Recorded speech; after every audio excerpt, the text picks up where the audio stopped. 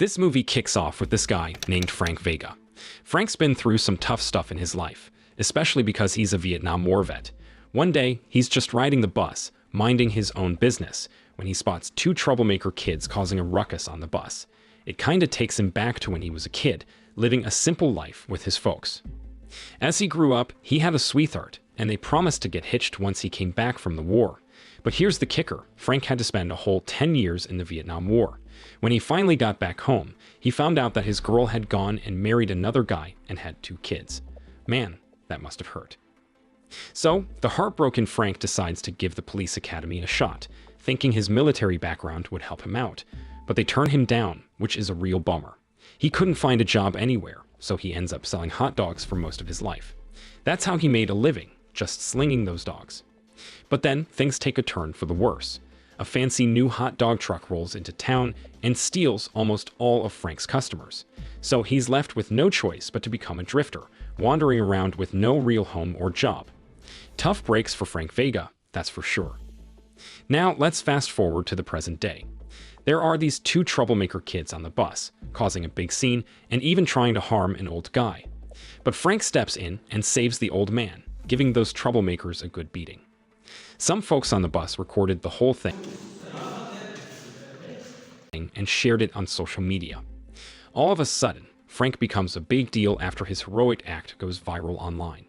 They start calling him badass, and everybody thinks he's awesome.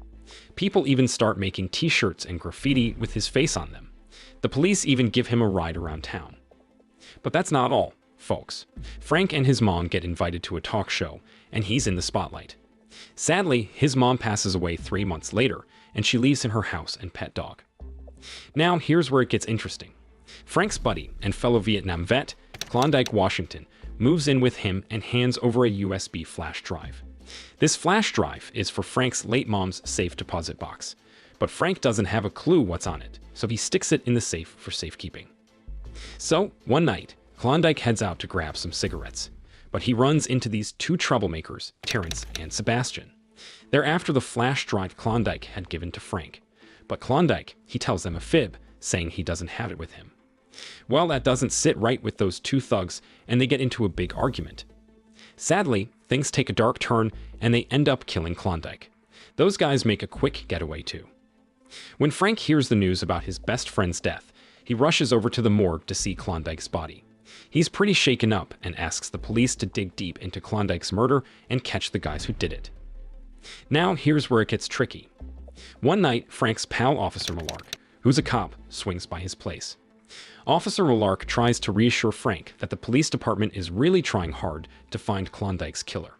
But later, Frank watches the news and sees that the cops have solved other crimes way faster. That doesn't sit right with him, especially when he catches them goofing off at the police station, not doing much about his best friend's murder.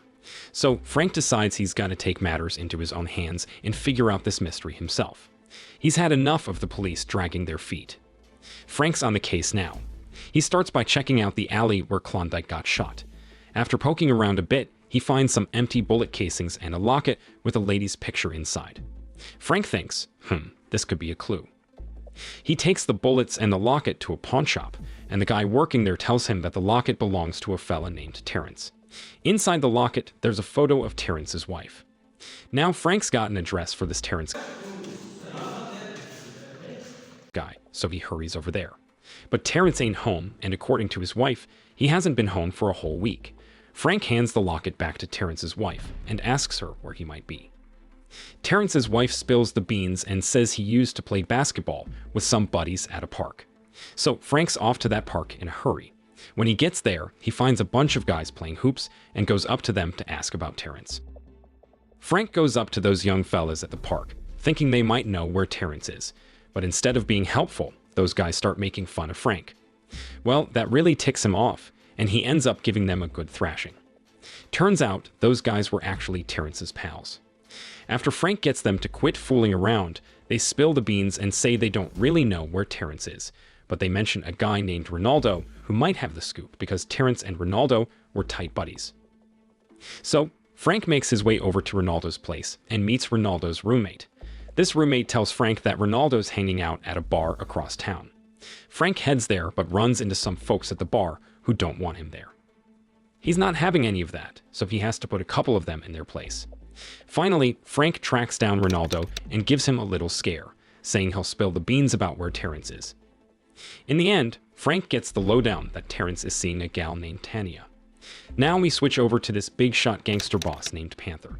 He's actually the guy who's the boss of Terrence and Sebastian, those two troublemakers. Panther's having a real serious chat with Major Williams, who's the crooked mayor in town. The mayor's putting pressure on Panther to find that flash drive Klondike swiped real quick. Turns out that flash drive has some proof of the mayor's dirty deeds and corruption during his time in office. Turns out Klondike used to work for Panther, but he decided to quit and did something sneaky. He grabbed Major Williams' super important flash drive and ran off with it, betraying Panther in the process. So, Frank's on a mission, and he gets some help from his neighbor, a kid named Martin. They want to figure out what's on that flash drive. One evening, Frank pays a visit to Tanya, who works at a massage place. He asks her about Terrence, but she's not too helpful. So Frank decides to tail her quietly when she's heading home from work. After sneaking into Tanya's place, Frank finally tracks down Terrence. He gets kinda rough with him to squeeze out info about who ordered the hit on Klondike. Terrence, being a bit tight-lipped, wasn't spilling the beans, so Frank decided to take matters into his own hands. He kind of forced Terrence's hand onto the kitchen trash can, hurting him a bit.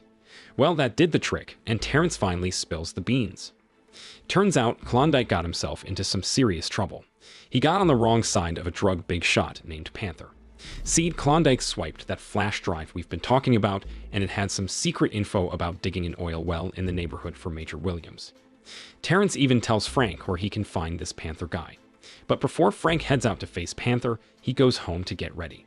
But he hears a ruckus at Martin's place. Amber, Martin's mom, is having a real bad time with her abusive husband. Frank steps in and saves her from the mess. Because Frank's the hero, Amber invites him over for lunch. Frank doesn't waste the chance, so he puts on his fancy clothes, cleans up nice, and smells great.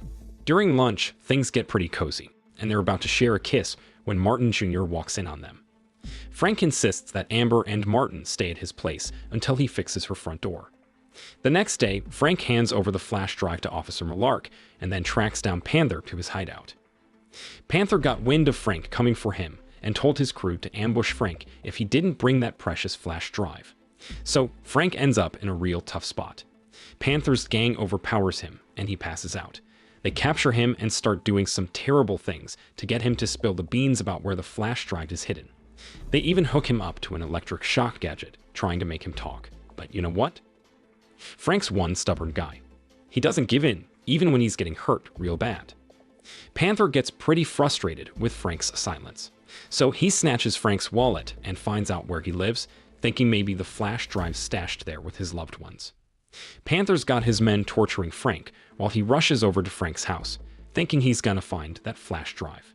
But Frank manages to wriggle out of his bindings. He had a little match he got from Amber.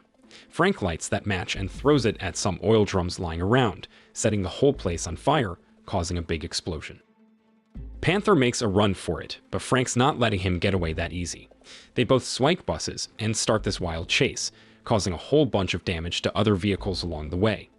Eventually, they wreck both buses. Now Frank's not giving up. He keeps chasing Panther on foot. Along the way, he bumps into those two troublemakers from the bus earlier. These guys, thinking they can redeem themselves, try to record a video of them beating up Frank on their cell phone. But Frank shows them who's boss once again and keeps after Panther. Panther finally gets to Frank's house and finds Amber there. He threatens to harm her if Frank doesn't cough up the flash drive. But just in the nick of time, Frank shows up to rescue Amber. These two start fighting, and it spills all the way out to the front yard. Just when Panther's about to pounce on Frank again, Amber jumps onto Panther's back, trying to slow him down. This gives Frank the opening he needs to take down Panther for good. The cops finally catch Panther, and things get even juicier when they arrest Major Williams too. See, the media spilled the beans on their shady business. As for Frank, Amber, and Martin, they all live happily ever after. The end. So the moral of the story is sometimes all it takes to uncover corruption and defeat bad guys is a hero in a hot dog suit and a little help from your neighbor.